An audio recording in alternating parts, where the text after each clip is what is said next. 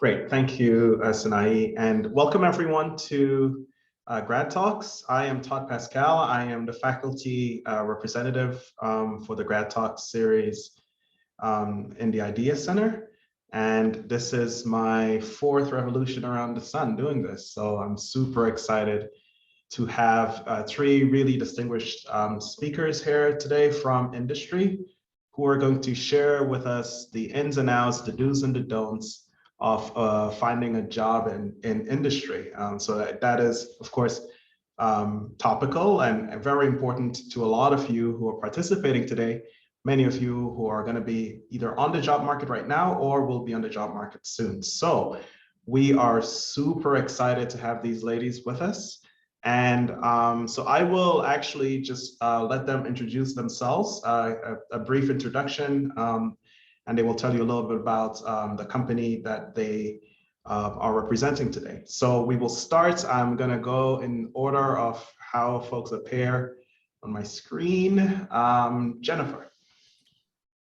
Thank you, Todd. So hi, everyone. My name is Jennifer Sharp, and I am our Global Talent Acquisition Manager with HME or HM Electronics.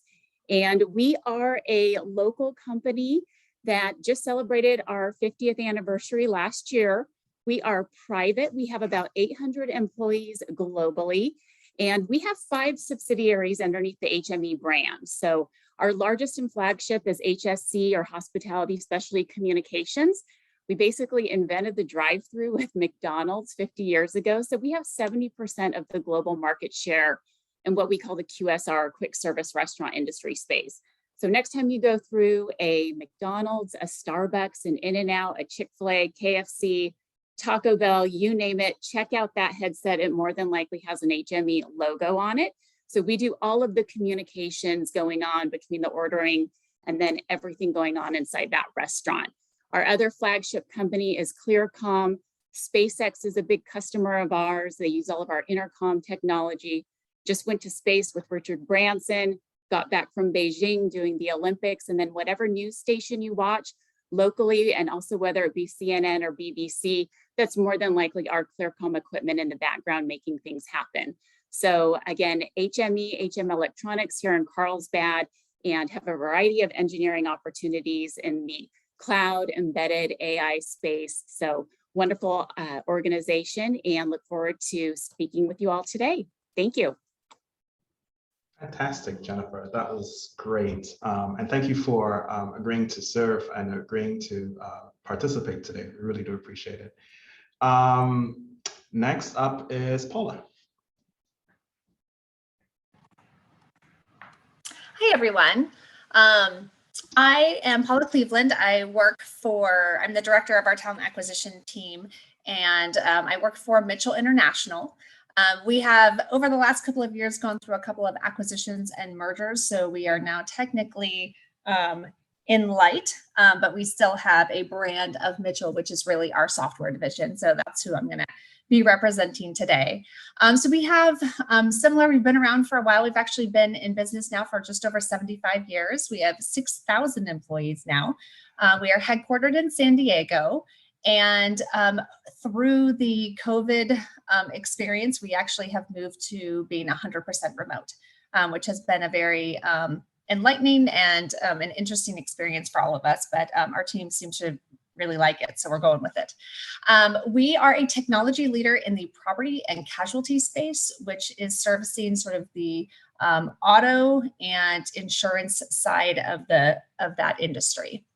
What we focus on are simplifying and accelerating the claims management and the collision repair processes when there are crashes or accidents where people or cars are damaged in those situations.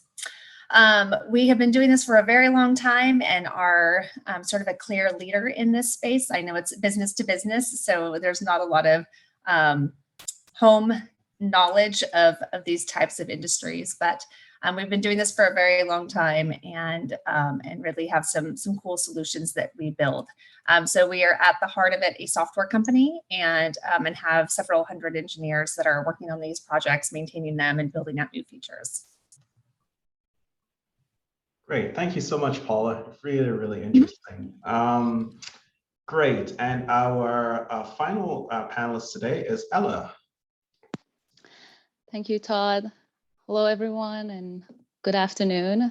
My name is Ella. I know it's spelled weird. It's Ella here, but I go by Ella just to make everyone's life a little easier. So just a little bit about myself. I graduated from UCLA in 2019. I got my PhD in mechanical and aerospace engineering, but I kind of shifted my project towards the last couple of years of my PhD and switched to biotech and med devices. And I worked at J&J for about 6 months and then started at BD in August of 2019. So right now I work at BD, currently in BD Biosciences business unit. And just to give you a little background about BD, it's Becton Dickinson. It's one of the largest medical technology companies in the world. We serve over 190 countries in the world with over 60,000 employees. And it's divided into 3 main segments. We have a life sciences segment, which is the segment I currently work in. And there we have a medication delivery, or I'm sorry, a medical segment, includes medication delivery and management. And we also have interventional segment. And we're all over US. I'm currently in San Jose, but we have offices from West Coast to East Coast, including San Diego. We have multiple business units in San Diego. I was initially in San Diego. I came to UCSD a couple of times for info sessions, for recruitment. So some of you I might have already met, but please excuse my bad memory. So I'm very excited to be here today and talk to you. I'm in a program, if you have specific questions about this special program that I'm in, it's called Technology Leadership Development Program. It's specific to PhDs. So I'll be happy to talk about that as well. Thank you much, Ella. A fellow engineer. We'll excuse you for being a Bruin. Thank you, all 3 of you, ladies. Great introduction. So we'll just actually get sort of dive right into it. The students have submitted some questions that I'll sort of ask the panelists to respond to. I will actually exercise some host privileges and ask you all one that is not on here, but I think it's probably going to be useful to shape our discussions going forward. And the question is, in the last 2 years, of course, 2.5 years, we've had a change in the way business has been done. I think it was Paula that mentioned about going fully remote. How would you say that has changed, in your estimation, the hiring process in each of your industries? So maybe Paula, since you said you're fully remote, maybe you can go first, and then we'll go Jennifer and then Ella. Yeah, I mean, for us, the way it's changed our recruiting is it's just opened the possibilities to more people, which has just been great. Being in San Diego, most of our technical teams were in San Diego, Irvine, which is just north of here, and then or in Dallas, Texas, which are pretty big markets. But being able to open up our candidate pool to the whole United States has been really, really helpful for us. It's also actually allowed a lot of our employees to have some flexibility. So I think I have, since I handle all the immigration issues for our company, I think I know of at least 15 people who have upped and moved to different areas. So I think for us, the just biggest benefit has been the flexibility that's allowed our departments and our employees. So it's been a great move for us so far. I think the software teams, to be honest, were a little nervous at first because they were very hands-on. We develop in an agile environment. And so I think they were nervous about not having that constant sort of day-to-day in-person interaction. But we've been able to mimic, replicate that kind of interaction through being on Teams. We do a lot of video in our organization, so you have to be comfortable with that. But we seem to have been able to come up with a new plan. We've actually had kind of an uptick in productivity since we've been at home, and employees have really enjoyed the flexibility. So it's kind of working out on all angles at this point. Fantastic, thank you. Jennifer, how has it been for you guys? Absolutely. And Paula, I agree with you. It's definitely worked out to our benefit. So it's really interesting. We are a product company. So we actually manufacture all of our product on site here in Carlsbad. So for example, our embedded engineers, our mechanical, electrical engineers, all of our engineering labs are on site. So we're giving people the flexibility to work a hybrid remote model because they are working with hardware on site here. Some of the roles do require a presence here, but we don't have a mandatory set schedule. So it's very flexible. If I was to walk you through our engineering environment right now, it's an open environment. You might see maybe, 10 heads there out of 150 seats. So it's kind of come and go as you need. And that flexibility has really complemented everybody's work-life balance. Now, with our cloud and our AI teams, they definitely don't need to be on site working hands-on with the equipment. So there's a lot more flexibility to have those employees globally. So again, working with video via Teams, Zoom, or whatever platform you're using, it seems to be the new normal. So again, it's really opened up our candidate pool. I handle all of our immigration as well with Paula. And again, it's just been wonderful because it's allowed us to just really, again, open up the candidate pool, really engage in a higher level of diversity than previously. So there's definitely been a lot of pluses to that. Now, what's interesting as the pandemic seems to subside a little bit, we are having more of an interest of people wanting to come back to the office. So that's been refreshing as well. I know there's a lot of team collaboration. So overall, we're very flexible. And I think if anything, we've thrived and been able to pivot and shown a higher level of productivity. So it's actually been a win-win for us. Fantastic. Really great to hear sort of the ability of really, Fortune 500 companies and the ability to pivot and sort of embrace the challenges that we've had. Ella. Yeah, so I think in terms of working from home and going remotely for current employees, when everything went remote back in 2020, I was a technical lead. I had hardware engineers, firmware engineers, and software, and we were working on medical device development. So it was a really hard transition at the time, but we learned how to navigate that. And but right now I'm completely in the software department. I've switched roles, and it's a lot easier now because, well, with software, everything's kind of remote anyways. You don't really need to have that physical presence in the office. But even with that, we still every now and then go in, and we have this come in anytime you want, and this hybrid kind of back to the office process as well. But specifically about the recruitment, I think before the COVID and the pandemic and everything becoming virtual, we had a lot of info sessions, but we would only be able to maybe go to a few schools and wasn't able to really reach a bigger, broader audience and a pool talent. But now we have the same info sessions, everything's remote. We get really, we can reach out a lot more people this way. And our interview process has completely changed. We now do, because usually we do the last rounds are in person, people come in and interact with people on site. And then the interview is usually the very last step is in person, but even that we have changed it to completely remote, and we will still be able to hire a lot of good talent. And we also initiated this new BDX, or all business units kind of at the corporate level efforts called Early Talent Recruitment and Acquisition, that it basically works with all the business unit in all the different locations, even globally, and kind of created this unified program that can reach out and open up a lot more opportunities even for candidates. So I think it's been a very exciting opportunity for both us and hiring managers as well as the candidates. Thank you, Ella. And it's heartening to hear. So let's get to maybe some of the student questions. The first one is, Well, let's begin at the beginning. So how does one go about a job search? And specifically, does applying to career pages actually work?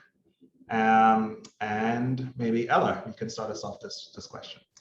Sure.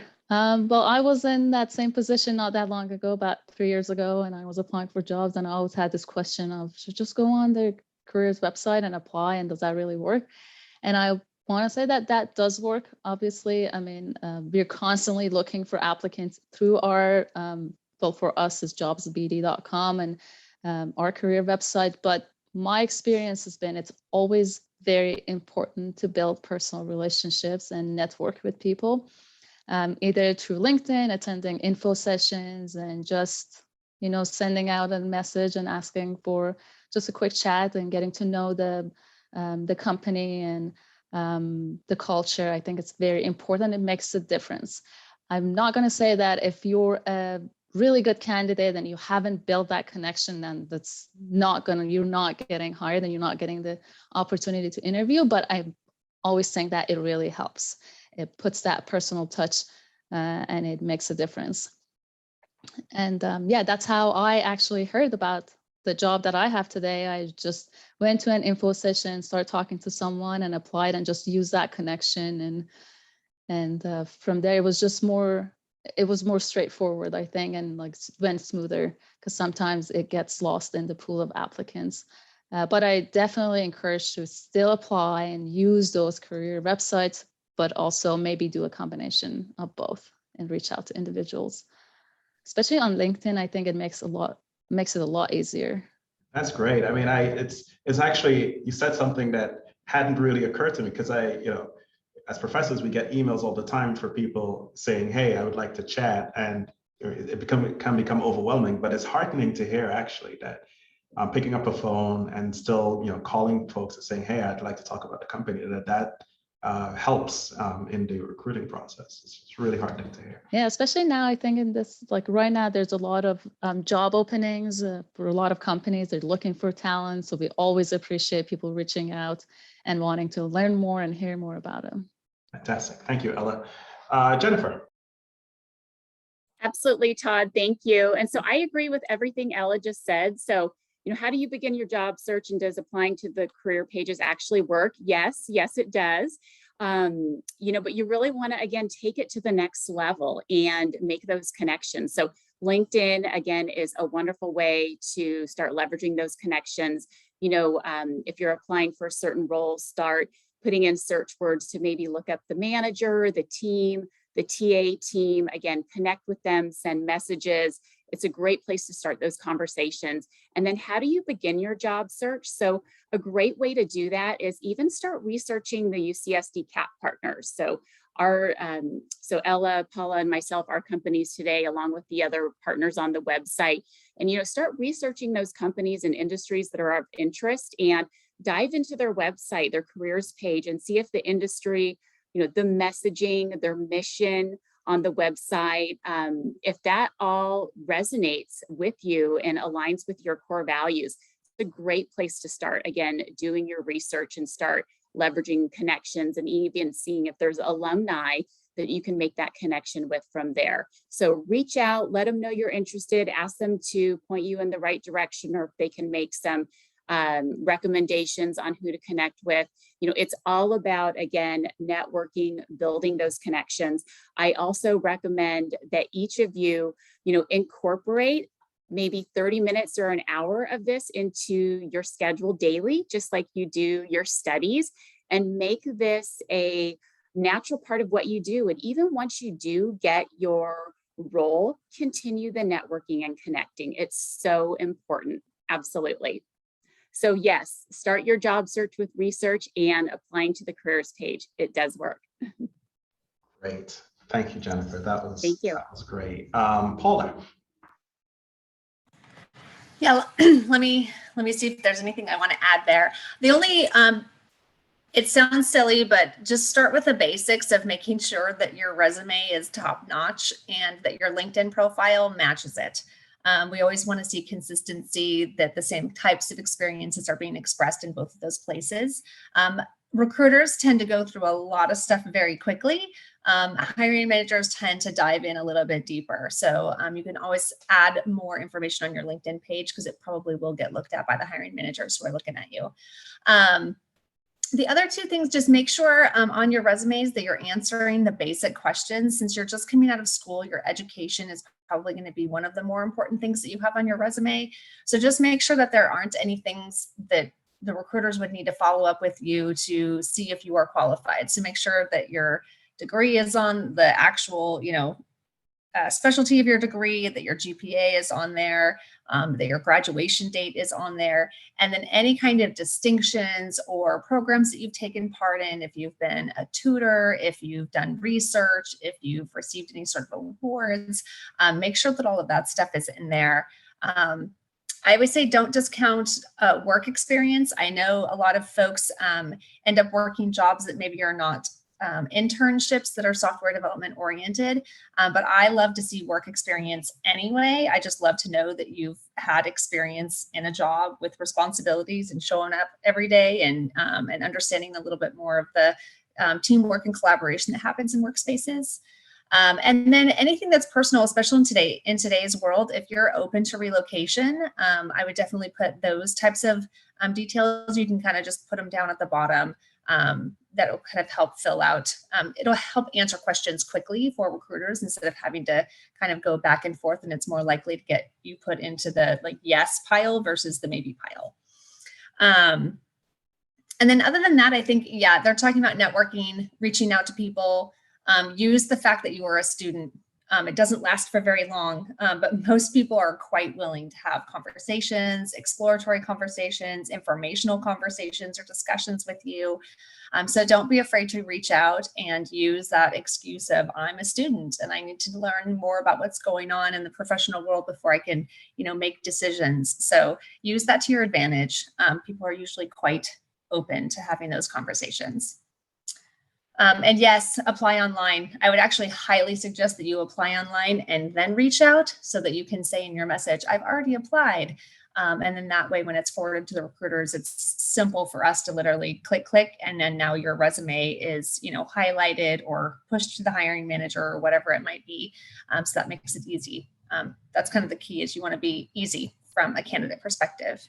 All of your information should be there and it should be simple to interact with you.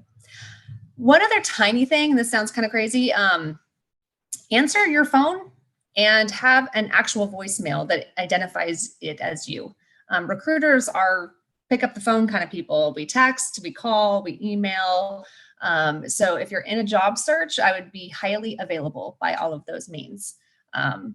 It's always a little interesting when you try to call somebody and you can never get a hold of them and they don't have a voicemail. And so it's just kind of like, is this the right person? So if they are going to be aggressive and urgent with you as a candidate, be, urgent back, and you'll be surprised at how fast a job process can go. Great. And actually that segues into a question we just had in the chat. And it's about CV. So Paula, you were saying, put all of this detail on your LinkedIn page, and I presume in your CV. One of the students, Ishmael, wants to know, do employers or sort of recruiters typically look at single-page resumes or multi-page CVs? Like, what are there any guidances there from a sort of just a purely recruiting perspective? It really just depends on your experience. I know that we probably have a lot of grad students here, so you may have additional things that you want to have listed on your resume. I think that's the great balance between your resume and LinkedIn now, is that you can put more detail on LinkedIn. You can attach projects, you can add more description, and you can keep your resume kind of neat and clean from that perspective. But if you have a bunch of research papers that you've done, and multiple internships, you've been a tutor, if you've been doing any of those things on campus, then you might actually have quite a few sections that you need to break out. If not, then one page is probably fine. But as long as it's all relevant, I don't think any of us care if it goes to a second page. It just make it relevant. I think that's the problem, is when we see like 3 or 4 pages and it's just sort of a list of everything, and it's kind of overwhelming. So stick to the basics for your resume, and then you can definitely add more to your LinkedIn page. I'd love to actually hear the other panelists' view on that. Yeah. That's my personal. It's a Right great now. it's a great perspective actually. It's achieving the balance and for the students, achieving that, you're going to be making decisions all the time, right? Multiple page and where to apply. And so achieving that balance is the name of the game. Ella.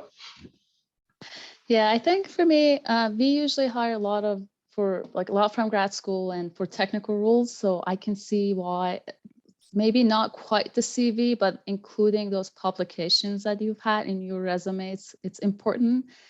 But for myself personally, my attention drops to the second. When I go to the second page, drops a little bit. Third page drops a lot. So I think for me, it's very important if you include a lot of the keywords and a lot of the really things that make you stand out on the first page, and make them so I can see it when just looking at it. It's just right in my face.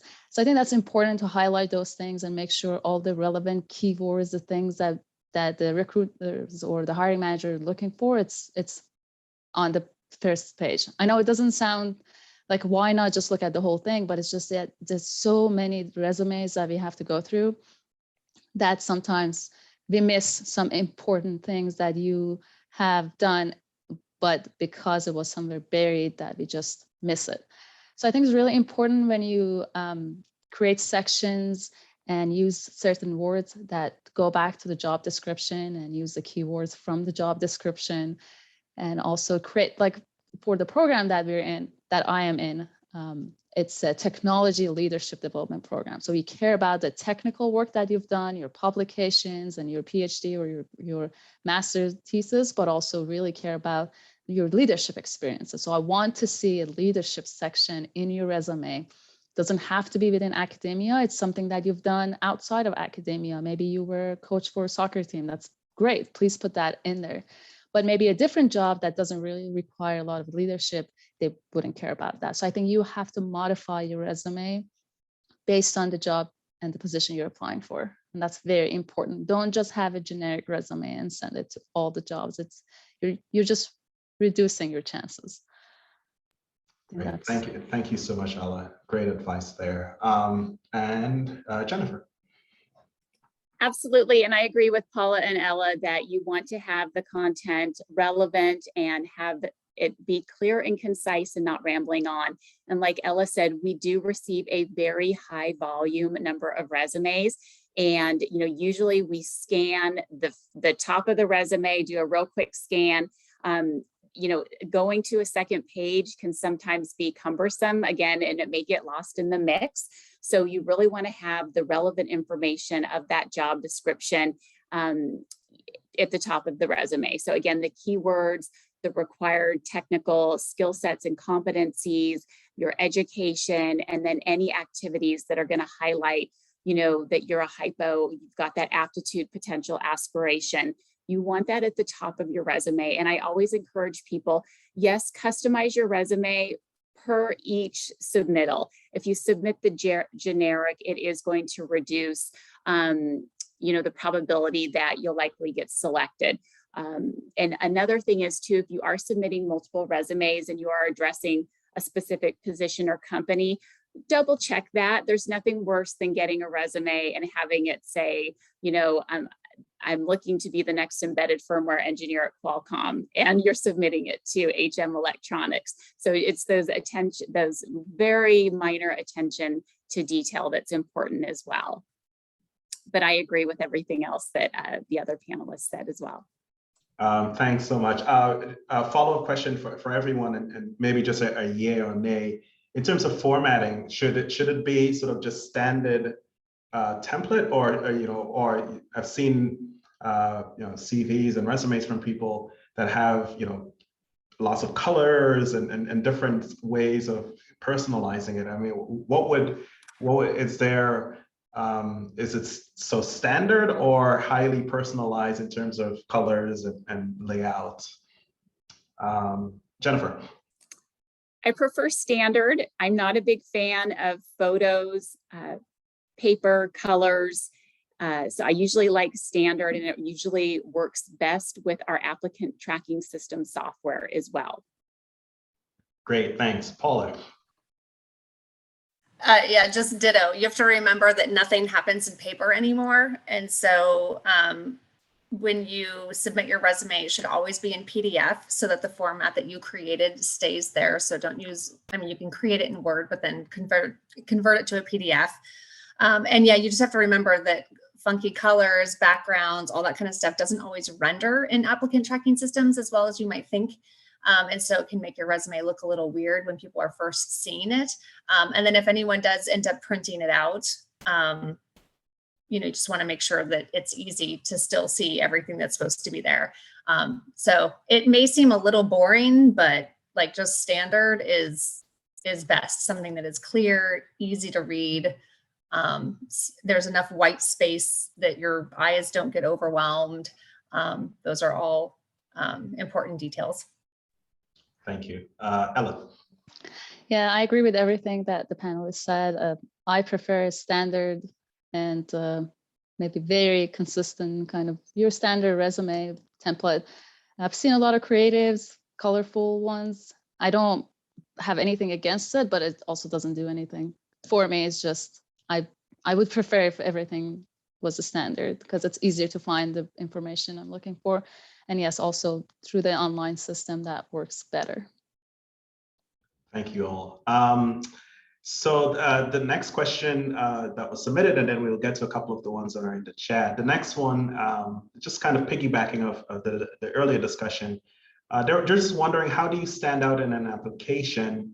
We've talked a little bit about that, and the interview process. So maybe we can sort of get some guidance on one or either or both of those. Paula. I would say in the, I mean, the application, we just talked a lot about that. So for the interview process, I would just say that everybody is acting with just more urgency than I think I've ever seen in the recruiting world at this point. So being very quick to respond and being as flexible as you can be. Obviously, you have your own, you know, life and responsibilities that you need to take care of, but being flexible with schedules in terms of when you can fit interviews in, and then just really making sure that you prepare for every conversation. I think that's something that, I'm sorry, I'll turn my video back on. That sometimes people forget is that recruiters are actually part of the process, and that hiring managers listen to what they have to say. So I'm not picking on students, but I think I've had some of the probably strangest phone screens with students that I have versus the professional world, because maybe they kind of blew off that first conversation.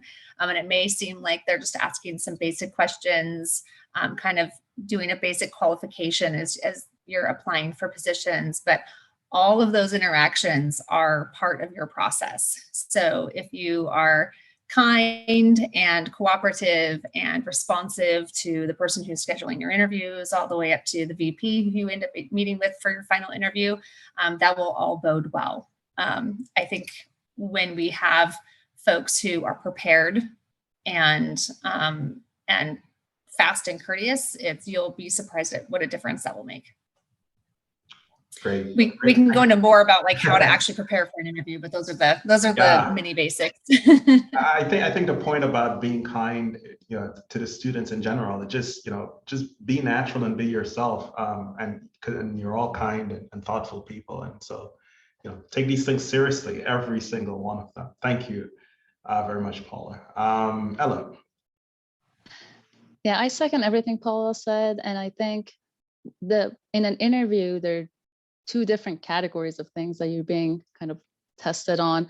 One is, are you a right fit, your background for this job and this opening? The other thing is, do you fit within the culture of the company? And I think it's really important how you present yourself. We want to make sure that you can get along with the team and fit within the company's culture.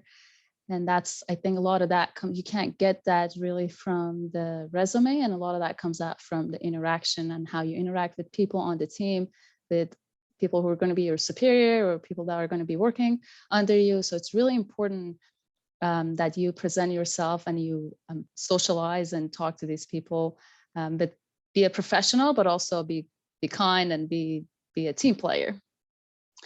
And the other thing, I think it's something that really helped me is before my interview, I asked specifically for a list of people that I'd be interviewing with. And I did a lot of research on every candidate. I even reached out to people from the company, from their business unit, asking questions about them. What projects do they work on? What business unit are they in? How are their numbers? What is their annual revenue? Like even went as much as figuring out what the numbers were.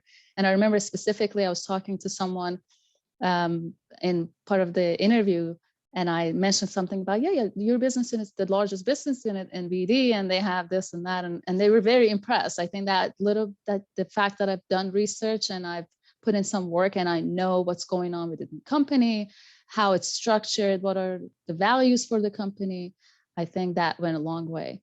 It just shows how much you care, and it's just not, you're not just there to do an interview, and you're actually dedicated and you want this job and you're passionate about the company's mission. And I think those, just a little bit of research can go a long way. Thank you, Ella. Jennifer. Absolutely, and I agree with everything Paula and Ella said. And I think it's really important to be true to your personal brand and doing the research and being prepared. So, we've been doing these virtual Zoom videos. So, be very mindful still, prepare beforehand what your background's going to look like. Still present that professional image, but again, true to your personal brand while you're interviewing. I think it's been very eye-opening over these last few years, whether I'm interviewing students all the way up to manager, director, VP, executive level. There's nothing worse than having somebody with a disheveled background because they haven't thought about that. And or even in their bedroom with an unmade bed, I've always found that's a little odd. So, if you need to Google a virtual background prior to, get that set up on your screen, whatever the platform is. And another thing too, it's been interesting. We have moved to quite a few final round interviews on site over the last few months. So it's really interesting to have that interaction with somebody over Zoom and then actually to see them in person. And one of the things that we've noticed is, a lot of candidates coming in at all levels, not necessarily prepared, not having something to take notes on, or really not presenting again that professional image. So, I know this sounds old school, but not necessarily a suit, but you still want to have that, clean, conservative, professional, polished look, and put yourself in the shoes of the hiring manager. What would you be looking for? So, it's just, what would you be looking for if you were the hiring manager is what I always want to have students and all candidates think of as well. But it's been an interesting transition, again, from the virtual Zoom platforms to in person. It can be quite an experience when you meet somebody in person and they're completely different than how they presented themselves over Zoom. So again, do your research, be prepared, be true to your personal brand, and follow up with a simple thank you as well after the interview. That goes a very long way. Thank you, Jennifer. Really, really good advice there. One of the students in the chat wanted to know, how would you, let's say you've sort of made connection on LinkedIn or other platforms, and how do you keep building on that relationship? Are there next steps that you could take, or what are the next steps that you could take once you've made sort of a connection? How do you then leverage that in the hiring process and go moving forward? So Jennifer. Absolutely. And, this is one of the things that's important why it's important to apply through the applicant tracking system and to connect with that recruiter and help them to leverage the communication as well. We do have a lot of times when multiple departments will have mutual interest in a candidate. So it's always great to coordinate with your recruiter, on what the company's policy is on that as well. we definitely want to, have it be the best match for your interest and also the company. So again, work with your recruiter on that as well. But again, continue those conversations, be transparent with the hiring manager that another team has interest as well. A lot of times I might have a candidate talking to my R&D group, but also the project management, and they may work remotely and not communicate together. So there might be a lapse in communication there. So be that bridge for them to let them know. So again, just be clear with your communication across the different business units and with your recruiter as well, and they'll help guide you. Thank you, Jennifer. Ella. Yeah, I agree with Jennifer. I think it's very important to be transparent and communicate that, because otherwise there'll be some conflict and confusion. And sometimes there's been situations where some applicant apply for an opening and we thought, just looking at their resumes, we felt like, well, this person is a much better fit for a different program. And if they didn't, especially the cases where we would have to, basically, they did not get the position they applied for, and we thought that there was some other opening that they would have been a better match, better fit for. We usually do an internal referral and let them know if they're interested, and that sometimes works out. But I agree, I think it's important to be transparent and communicate to both sides that you're applying for multiple openings, and so to avoid any confusion. Thank you. And finally, Paula. Yeah, I don't think I need to belabor it. It's just remember that, especially if they're larger organizations, that, I have, 20 people on my team, and they all have their different requisition loads, and they're all working with different business units and different teams. And so it's pretty normal to have someone apply. And if they've applied to multiple positions, the recruiters may become aware of that because they can see it in the system, but the hiring managers usually can't. So depending on what applicant tracking system there is, they may not know that you have interest in more than one position. So just keep it in mind that although in an ideal world, we would have all of that, super clear in the face of the hiring manager and the recruiters. But in the real world, there's a lot going on in talent acquisition right now. And so the teams are busy, the recruiters are busy, the hiring managers are busy. And so the more transparent you can be about your interest, and it never hurts to say, I'm really interested in your company. There's a couple different areas I think I might be a fit for. So I've applied to all of them. I'd love to learn more about them, and through this process, figure out what would be the best if you guys are interested. So it's a great message, and just be upfront about it. I'm really glad we're recording this. I was furiously trying to write as you were speaking, Paula. That's great advice. Thank you all for that. We have some students' questions.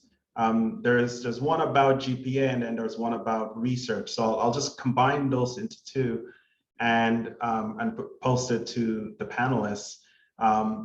If you're a PhD student, and you're looking at this PhD student, do you care what their GPA, how they did in the classes specifically, or do you care about research and publications during the hiring process?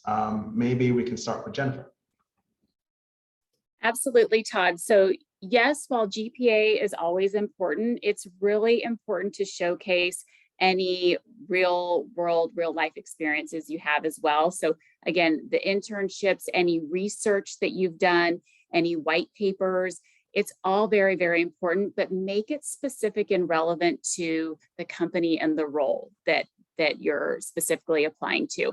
And an example of this is I currently have a senior staff research engineer open. We would love a PhD student, but there's certain DSP platforms and processors that we're looking for. And, those are literally the key words that we're searching on resumes and hoping to find those, or putting those search terms in on LinkedIn.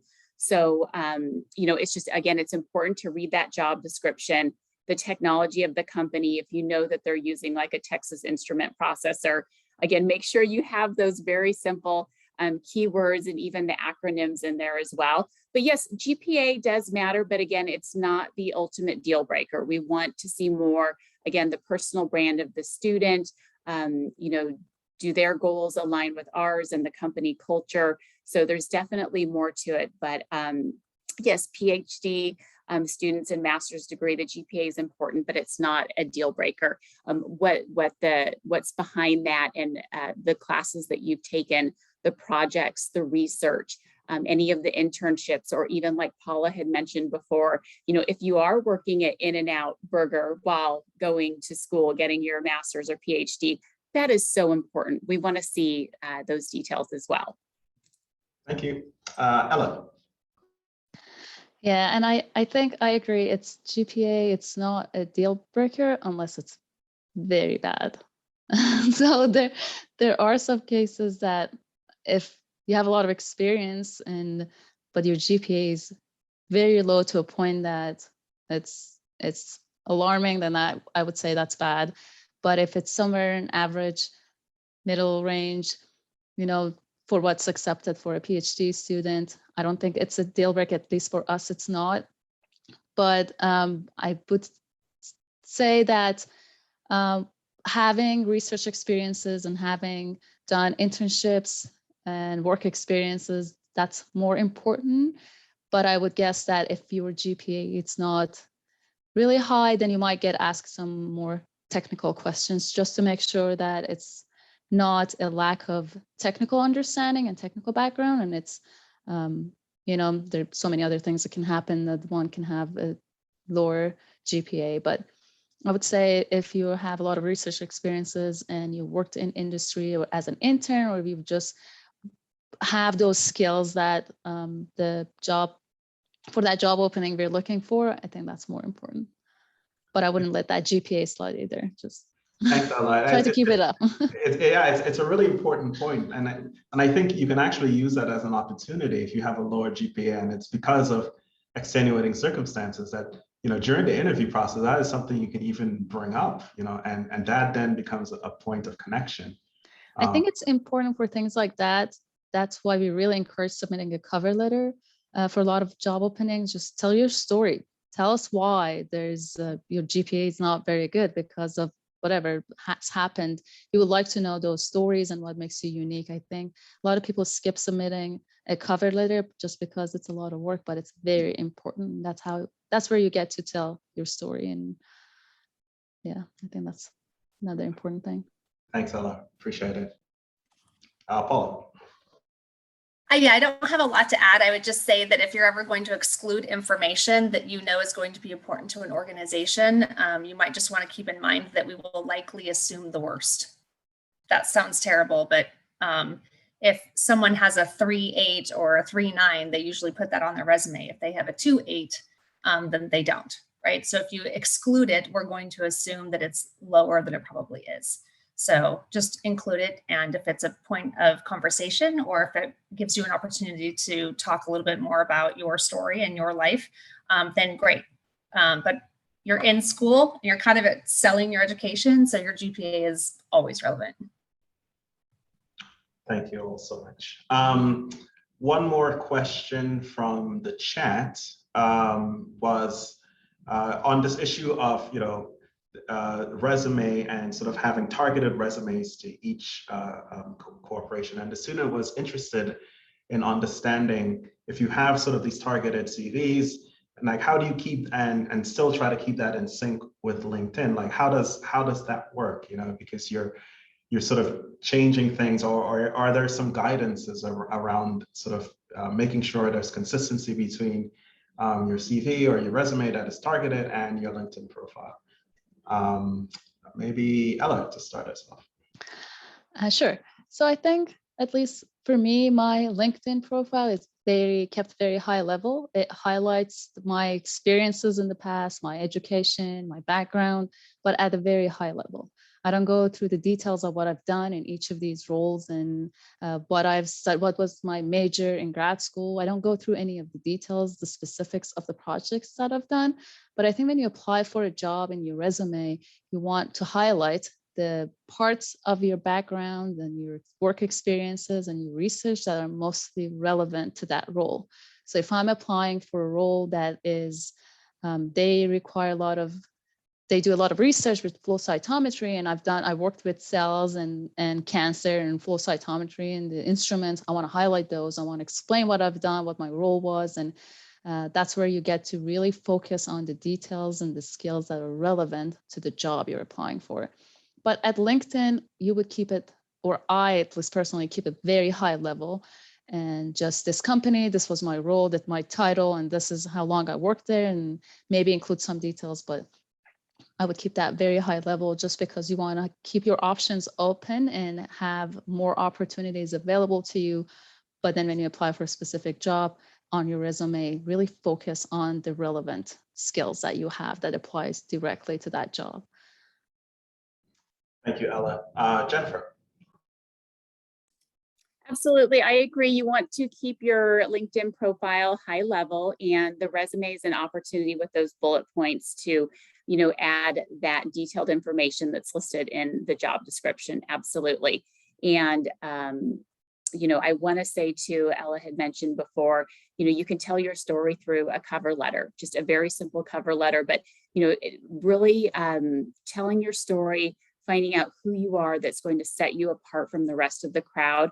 That is so important. And again, it's always that connection.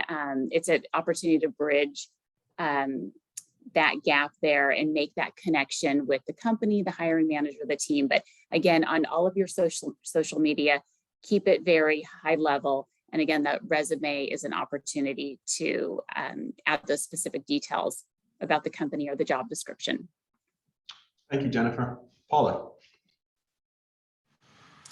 I only have, I guess, one thing to maybe add on there. Just remember that although you are students now, your LinkedIn profile is another tool that recruiters can use to find you.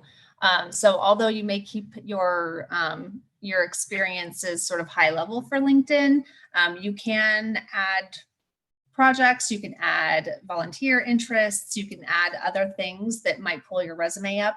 And somewhere in your LinkedIn profile, whether it's at the bottom in just a keyword search paragraph or something like that, I would just make sure that you have your core skills listed there, because although you are very active in a job search right now, you're in a market where there are thousands and thousands of recruiters looking for software developers or the folks in that industry. So making sure that your LinkedIn profile is specific enough to your skills that you'll actually show up in searches. Another thing, it was mentioned earlier, spending a little bit of time to actually dedicate towards networking. I would say that just on the back end of LinkedIn, you are, how you engage with that platform actually determines partially how you show up in searches for organizations, for recruiters who are searching for people.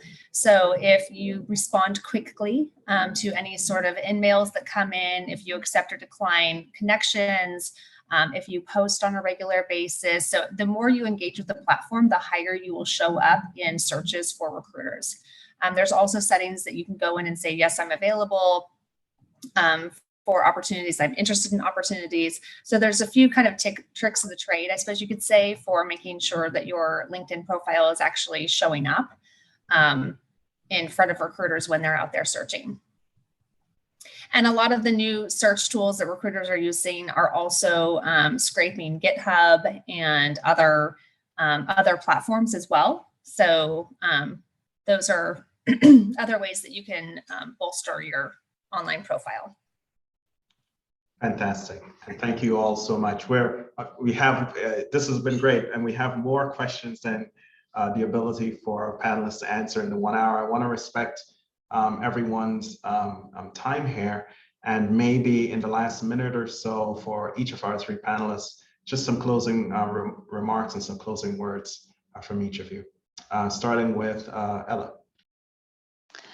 Just want to thank you for setting this up. I had a great time talking to everyone and hearing the questions and also hearing the other panelists' perspective. That was very educational for me as well. And I guess the last word is just for what really worked for me, because finding a job is so stressful, especially the first job, is just building those connections and networking and really proactively looking for opportunities and find your passion. Where do you want to, what industry do you want to work for? Where do you see yourself be able to accomplish more and contribute more, and then go after those opportunities. You have to be, you have to keep talking to people and look for those opportunities. Just passively sitting and sending out resumes, it's sometimes it works, but I wouldn't say it has the highest chance. And good luck to all of you. Feel free to reach out if you have any questions, if you want to learn more about BD and the TLDP and the program and anything or any other advice, I would be happy to talk to you guys. Good luck. Thank you so much, Ella. Paula. Yeah, I think I just ditto that. Think about most organizations, our employee referral accounts for about 30 to 35% of our hires. And I think that's probably pretty consistent for most larger organizations. So just remember those connections can make all the difference. And use your studentness, if that's a word, I don't think it is, to make those connections, to reach out to people, have lunches, have coffees, set up a quick Zoom coffee. That's much more acceptable now than it ever used to be. So just use those connections. And you can do the shotgun approach where you just send your resume everywhere. But if you can target 10, 20 organizations that you're truly interested in working for and going that extra step, I think you'll find that that's much more fruitful than sending out 1,000 resumes that may or may not be looked at with any depth. And similarly, I'm here in San Diego, and you can feel free to send a LinkedIn request and let me know if you have any questions about Mitchell. Thank you so much. LinkedIn, get on it, folks. Finally, Jennifer. Thank you, Todd. And I agree with Paula and Ella. Thank you very much for having me. Please connect with me on LinkedIn and check out our HME careers page. Keep up your networking, and good luck to everyone. Thank you.